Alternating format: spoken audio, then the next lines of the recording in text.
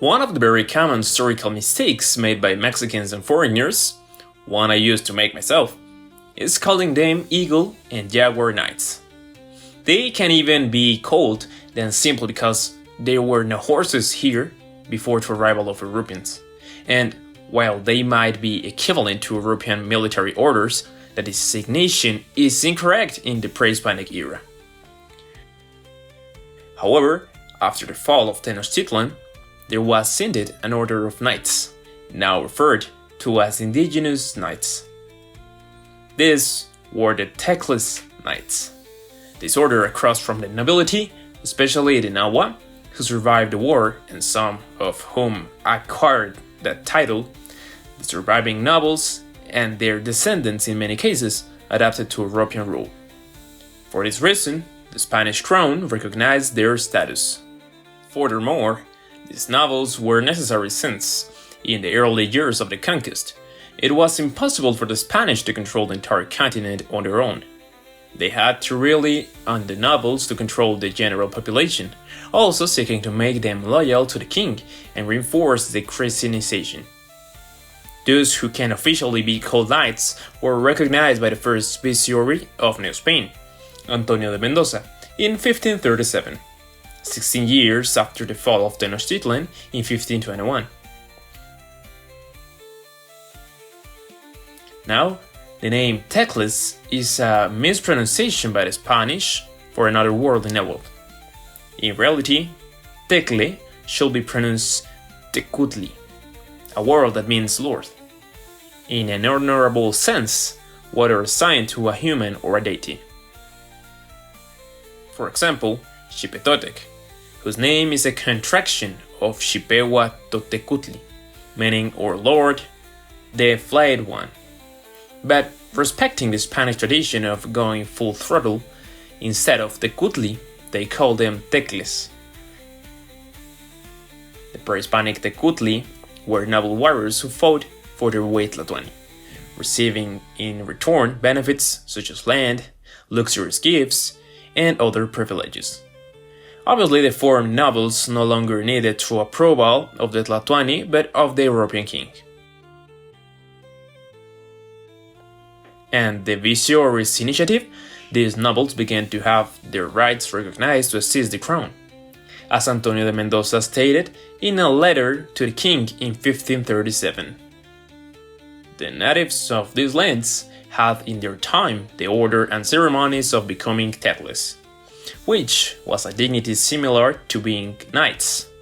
And I tell them that in your majesty's name I make them Tecles, and that they may wear the columns of your majesty on their cloaks and place them on their houses. So far, I have made two.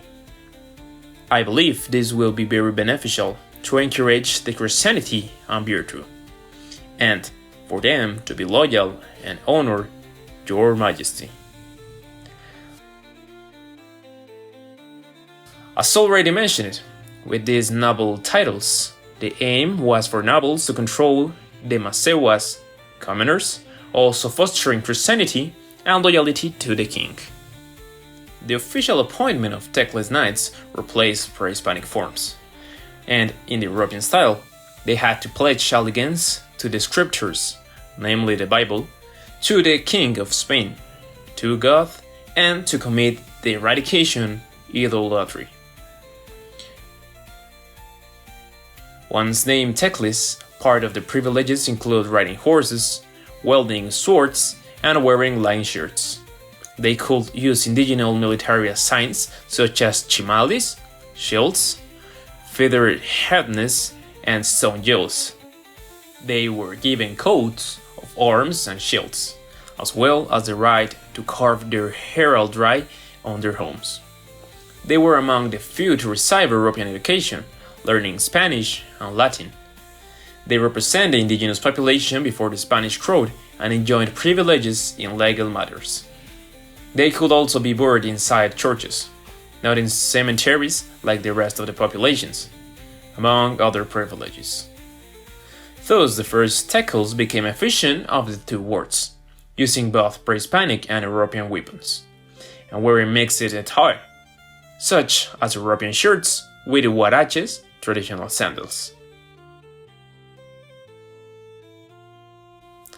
We have an example of this in the artwork of the South Korean artist Mosa, where we can see several Tecle warriors wearing mixed clothing and weapons. Or as we see in the archaeologist George Bertin, who wears a recreation of a Tecle Knight. Links to Mosa's page and the archaeologist resources are provided in the video description. But perhaps one of the oldest depictions of these knights, showing that they also had to help subjugate other populations, can be found on the lienzo de Tlaxcala.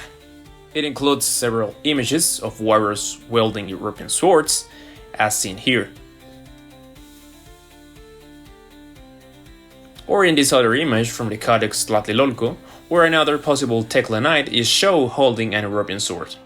Naturally, as nearly 300 years passed, their numbers dwindled, and the fusion of pre-Hispanic and European traits among the early Tecles gave way to colonial attire. Evidence of the pre-Hispanic warriors' past became increasingly scarce. Nonetheless, they represented the transition between two historical periods in these lands, introducing us to those who should truly be called the Tecle Knights.